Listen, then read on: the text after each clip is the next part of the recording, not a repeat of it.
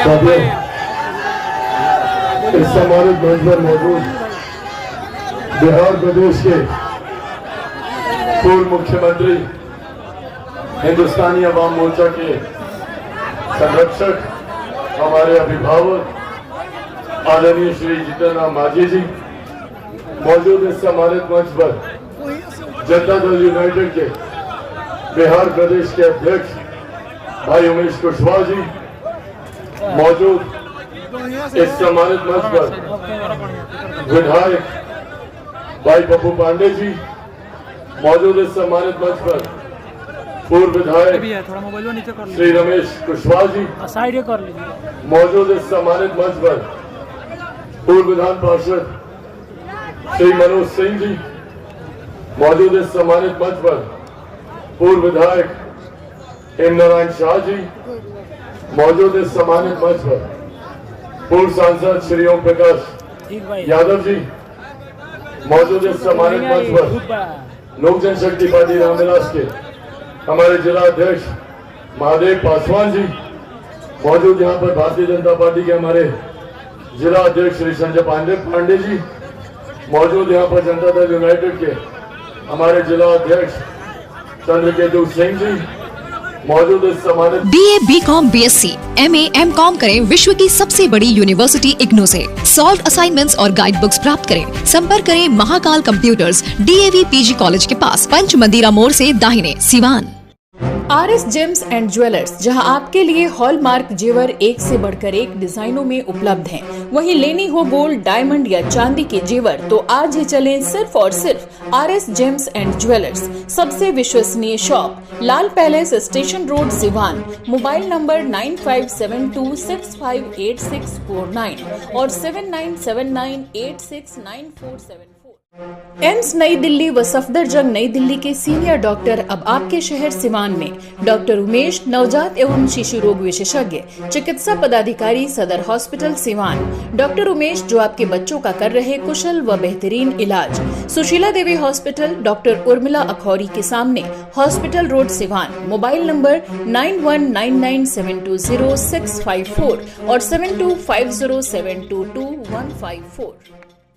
मंच पर बिहार प्रदेश लोक जनशक्ति पार्टी रामविलास के हमारे महासचिव सौरभ पांडे जी, मौजूद यहाँ पर बिहार प्रदेश के लोजपा के महासचिव विनोद तिवारी जी, मौजूद यहाँ पर लेबर सेल के हमारे लोजपा के अध्यक्ष अजीत पासवान जी, मौजूद यहाँ पर रिजवान अहमद जी, मौजूद इस सम्मानित मंच पर वीरेंद्र नारायण यादव जी, आदरणीय विधान पार्षद, मौजूद इस सम्मानित मंच पर अजय सिंह जी, मौजूद इस सम्मानित मंच पर मोनू गुप्ता जी, मौजूद इस सम्मानित मंच पर धर्मेंद्र गहलोत जी, ज्योति पासवान जी, सुभाष सिंह जी, आदरणीय अफजल अब्बास जी, मौजूद इस सम्मानित मंच पर नंद प्रकाश जी, मौजूद मुन्ना माझी जी, मौजूद राहुल सिंह जी, शैलेंद्र पासवान जी, मुकेश कुमार बंटी जी, मौजूद इस सम्मानित मंच पर जनता दल यूनाइटेड, भारतीय जनता पार्टी के लोक जनशक्ति पार्टी रामविलास के, हिंदुस्तानी अवाम मोर्चा के,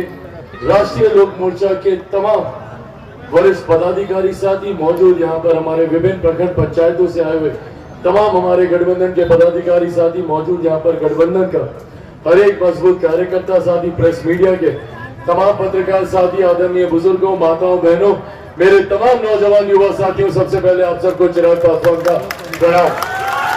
साथियों, आज आप लोगों के बीच एक दो बस महत्वपूर्ण जानकारी आप लोगों से साझा करने आए।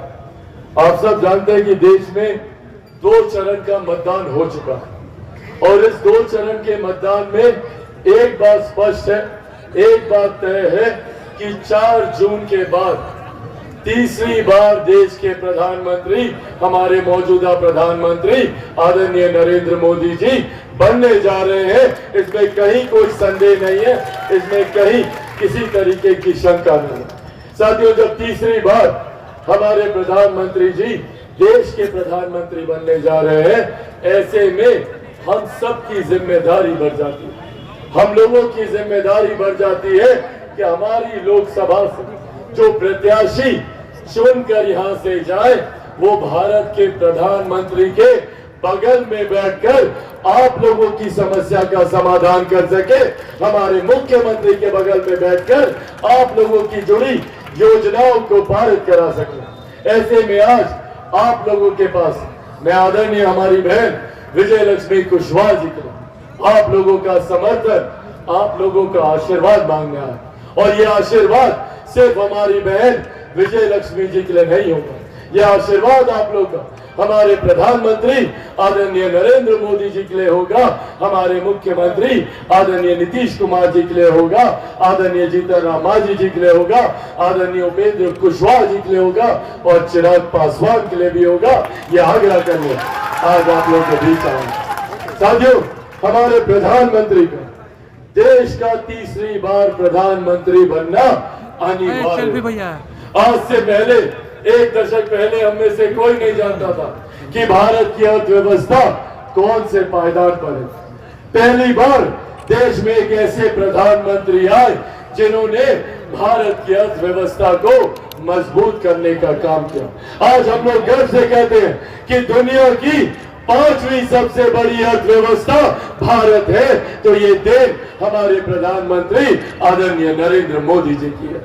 लोग कहते हैं कि अर्थव्यवस्था अर्थशास्त्रियों से जुड़ा हुआ विषय है, पर जब एक देश की अर्थव्यवस्था मजबूत होती है तो उस देश के हर राज्य का राजस्व बढ़ता है, उस क्षेत्र का आर्थिक विकास होता है, हर गरीब व्यक्ति के हाथ में ज्यादा कमाई आती है, प्रति व्यक्ति आय में इजाफा होने लगता है।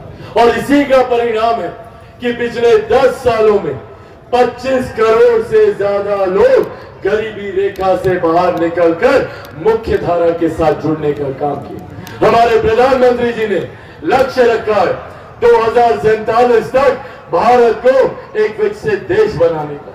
भारत को विकसित देश बनाने की दिशा में उठाए जा रहे ये तमाम मजबूत कदम है। आज से पहले किसी प्रधानमंत्री ने महिलाओं के सम्मान की चिंता नहीं की, किसी को इस बात की चिंता नहीं थी कि महिलाओं के लिए एक शौचालय बना दिया जाए। बहुत छोटी पर उतनी ही बुनियादी एक जरूरत जो हर गांव में रह रहे परिवार के लिए जरूरी था।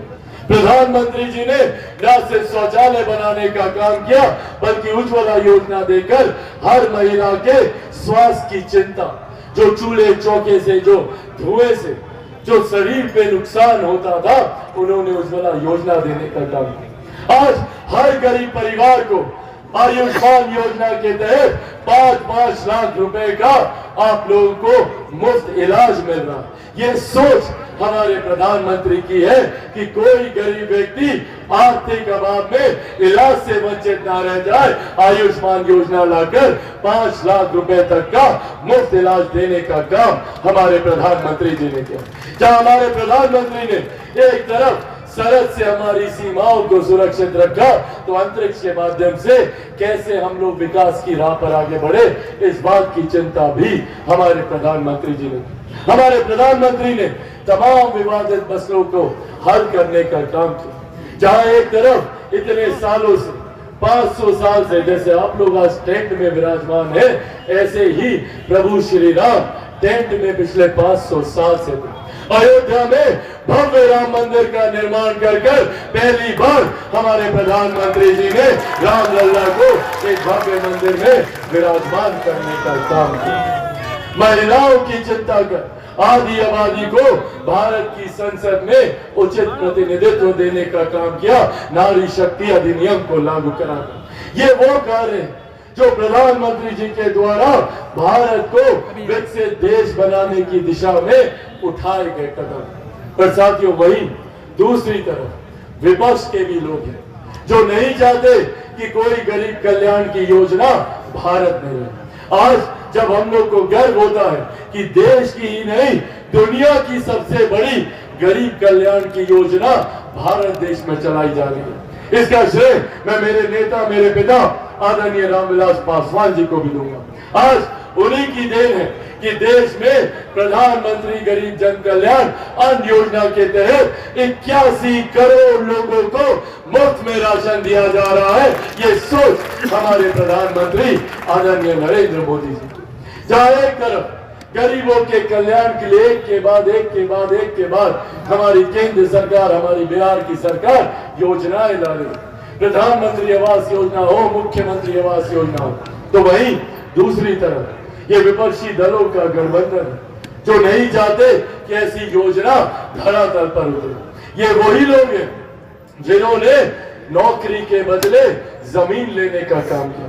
ये वही लोग हैं जो 55 साल तक केंद्र में सत्ता में रहे, कांग्रेस जैसी सरकारें, पर उन्होंने कभी गरीबों के भलाई की चिंता नहीं की। राजद जैसे दल, उनके सहयोगी जो बिहार में 15-15 साल तक यहाँ सत्ता में वो लोग रहे, पर उन्होंने कभी गरीबों की चिंता नहीं की।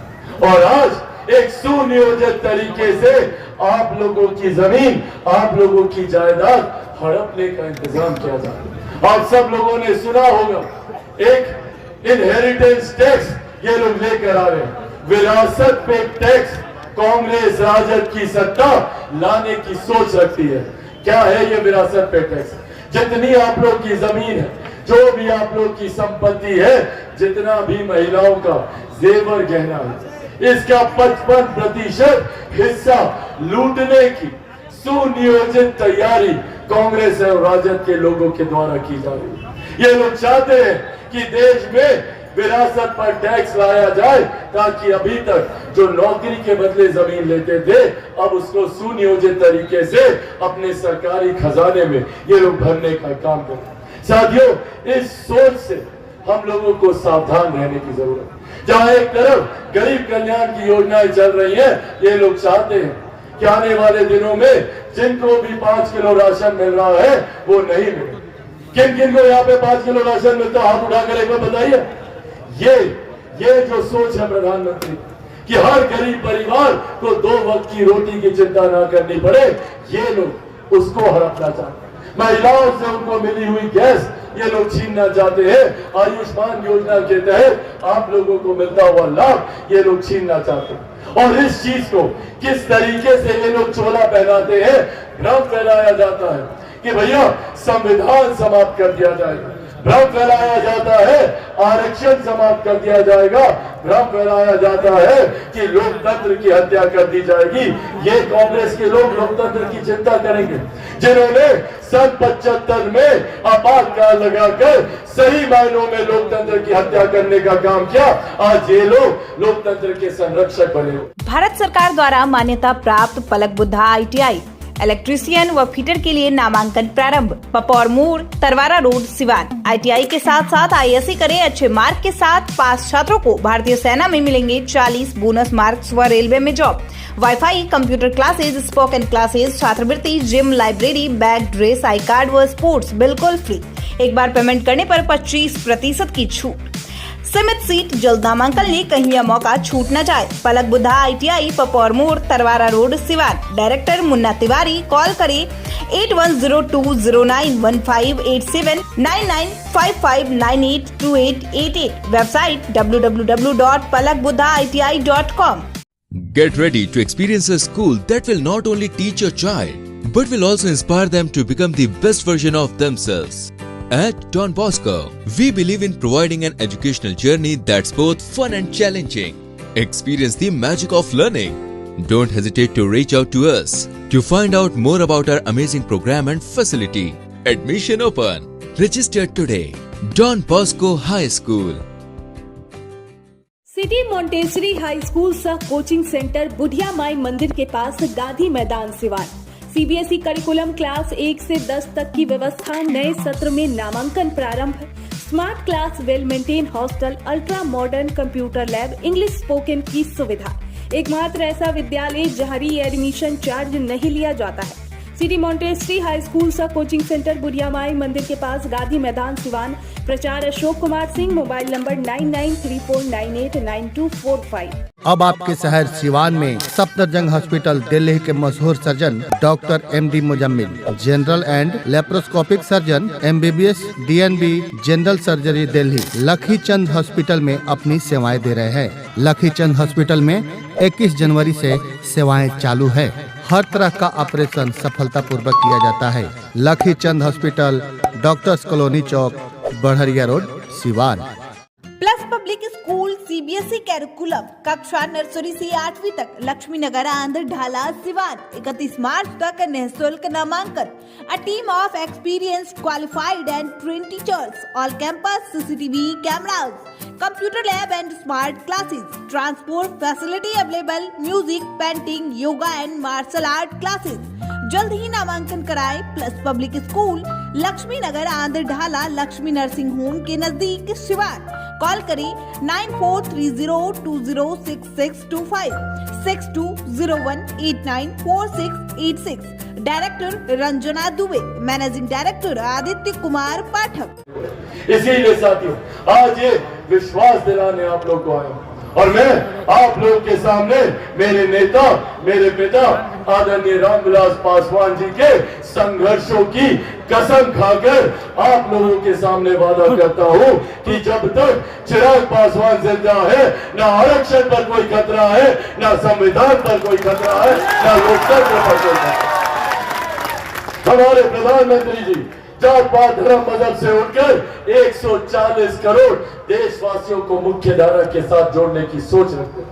आज उज्ज्वला की बात हो, आयुष्मान की बात हो, प्रधानमंत्री आवास की बात हो, अन्य योजना की बात हो, बिना जाति बिना धर्म देखे सबके साथ समावेशी विकास की सोच के साथ हमारी सरकार आगे बढ़ने का काम कर रही है। इसीलिए साथियों यह आग्रह मैं आप सबसे करूंगा, जरूरी है हम सबको एकजुट होकर, क्योंकि भ्रमित करने वाले बहुत लोग आएंगे और सिर्फ झूठ बोलकर आप लोगों को डराकर, आप लोगों को धमकाकर, ये वही लोग हैं जो लाठी में तेल पिलाकर गुंडाई करने का काम करते थे। ये वही लोग हैं जिनके जमाने में 90 के दशक में कोई महिला शाम के बाद घर से बाहर नहीं निकल सकती। आज उसी जंगल राज की आहट सुनाई देती है। आज उसी तरीके से खुलेआम महिलाओं को बेइज्जत किया जाता है, गाली दी जाती है। ऐसे में हम लोगों को ये फैसला करने की जरूरत है कि ऐसे लाठी में तेल पिलाने वाले लोगों के साथ आगे चलना है या एक ऐसे प्रधानमंत्री के साथ आगे बढ़ना है जो हाथ पकड़कर गरीबों को मुख्य धारा के साथ जोड़ने की सोच रखते हैं।